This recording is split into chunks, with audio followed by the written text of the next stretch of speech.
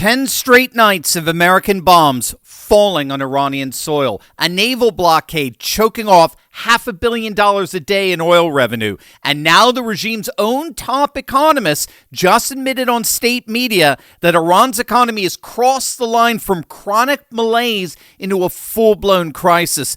Stick with me to the very end of this video because I'm going to show you how military pressure and economic strangulation are converging into something the regime cannot survive, a collapse from within. Hey gang, it's me, Dr. Steve, your patron professor, here to help you make sense of the madness with breaking news and analysis you're not going to get anywhere else. So you know what to do. Make sure to smack that bell and subscribe button. Also, if you missed my live stream last Friday, I made the big announcement. My new book, Civcosm, is officially out right now, and the response has been incredible. This is the book that lays out exactly where our civilization is headed and what it means for you and your family. Tap the link below, grab your copy on Amazon, and join thousands of patriots already reading it.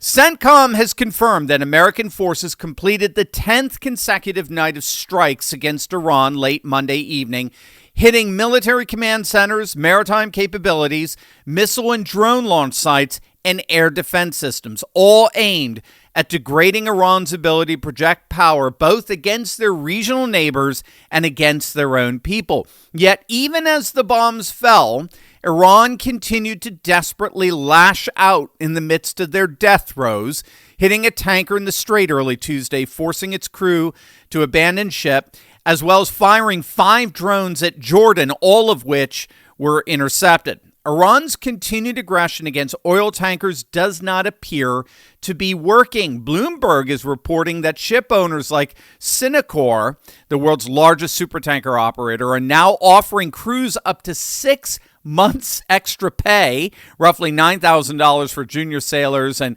$90,000 for captains, as incentive to sail through the Strait of Hormuz, and it appears to be working.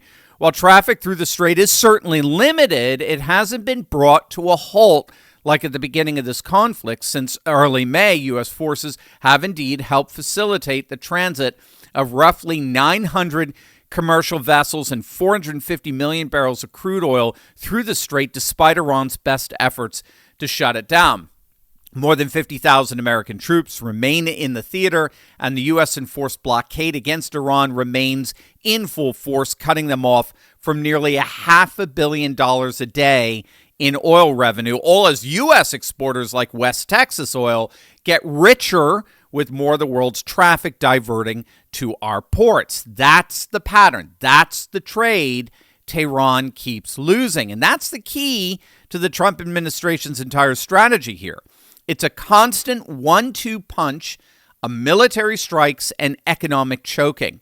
This morning, Treasury Secretary Scott Bessent went on Fox Business and dropped a bombshell about the economic front of this war and its geopolitical realignment, particularly as it relates to China. Iranian oil, the Chinese in general, because of the prices and because they have a very large strategic petroleum reserve, have dropped their purchases of crude over the past few months by about 40%, and that's directly pressuring the Iranian regime. And we put the blockade back, and I tell you, the blockade is powerful financially, but I think it's also very powerful psychologically. It cuts Iran off from the rest of the world, and we also had the ability to interdict the Iranian dark fleet once they are out in the Pacific. So there you have it. Beijing has cut its Iranian oil purchases by roughly 40% over the past few months, which is adversely affecting both Iran and China. Remember, at the heart of China's business model was their reliance on cheap oil, significantly discounted oil from Iran and Venezuela, so they can manufacture and export cheap products around the world. That's gone. China not only is no longer importing oil from Iran, but they themselves now have to buy oil at market prices, which is a significant blow to their business model. Remember, if you've been with this channel for some time now, and if not, make sure to smack that bell and subscribe button, but you'll know that we've long argued that Trump's actions against Iran and Venezuela are ultimately about China, particularly with regard to Iran. Taking out Iran means both boxing out China from influencing and dictating the security architecture of the Middle East, particularly centered on their tacit control over the Strait of Hormuz, all the while forcing China to comply with sanctions and buy oil at market prices, thus removing their global manufacturing and exporting leverage. So Iran is all about a much larger geopolitical chessboard, especially when you factor in the role of the U.S.-brokered Abraham Accords as the permanent architecture of peace and prosperity in the region, which then loops us back to Iran. China was Iran's last big customer. Without China buying that oil, Iran doesn't have an economy left to speak of. China was the last vestige of anything resembling an economy for Iran. So note what's happening simultaneously here. So on one side, you've got American bombs dismantling Iran's military infrastructure night after night.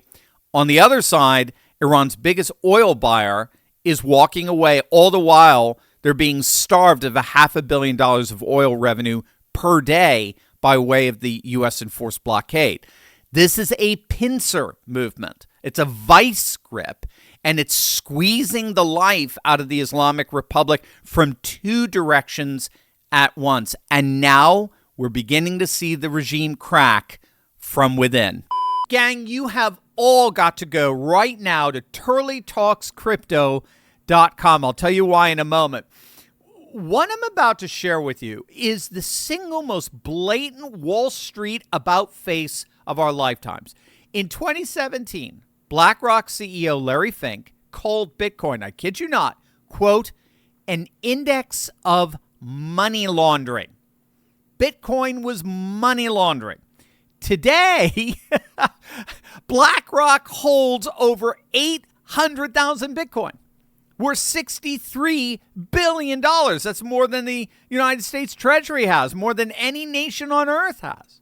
So here's the question every patriot needs to ask. The same Wall Street establishment that called Bitcoin a scam for 10 years, that mocked you for asking about it, is now its single largest buyer. Are you watching what they said, or are you looking at what they're doing? Gang, this is the great financial reversal of our lifetime. President Trump put Bitcoin in America's strategic reserve. BlackRock is buying it by the billion. The Bitcoin Act in Congress authorizes $1 million more for the Treasury. The only people not in the room, the everyday Americans, told it was too risky for their retirement. Well, that's what I want you to know about Block Trust IRA. They built the platform that lets you do inside your retirement account exactly what BlackRock and the U.S. Treasury are doing on their balance sheets. Institutional cold storage custody through SFOX and AI portfolio management through their amazing Animus AI system. I've been a client of Block Trust IRA for months now, and gang, I can tell you I love them. Right now, for Turley Talks listeners only, go to turleytalkscrypto.com, get up to $2,500 in free crypto when you fund a qualifying account, plus a complimentary 30-minute call with their team where you'll get real answers and real solutions. Wall Street laughed at Bitcoin for a decade. Now they're buying it by the billions. Don't be the last one in. It's time to take control of your financial destiny. Go to turleytalkscrypto.com. What's so fascinating is that Iranian media is reporting that even their own economists are admitting that the war is indeed crippling their economy. Just days ago, Iran's own former presidential advisor, Masoud Nili, warned that the country's economy was, quote, breaking open and inflation was spiraling out of control. Here's a chart to show you what he's getting at here. In October 2023, one U.S. dollar cost about 500,000 Iranian rials on the parallel market. By July of this year, that same dollar costs 1.8 million rials. That's a 260% collapse in the currency's value in under 3 years. The IMF puts Iran's inflation at 69% year over year in 2026. And you'll notice that the chart shows the currency cratering in near vertical drops at each military escalation. The 12-day war, the U.S.-Israel strikes, and now the renewed strike campaign paired with the second naval blockade.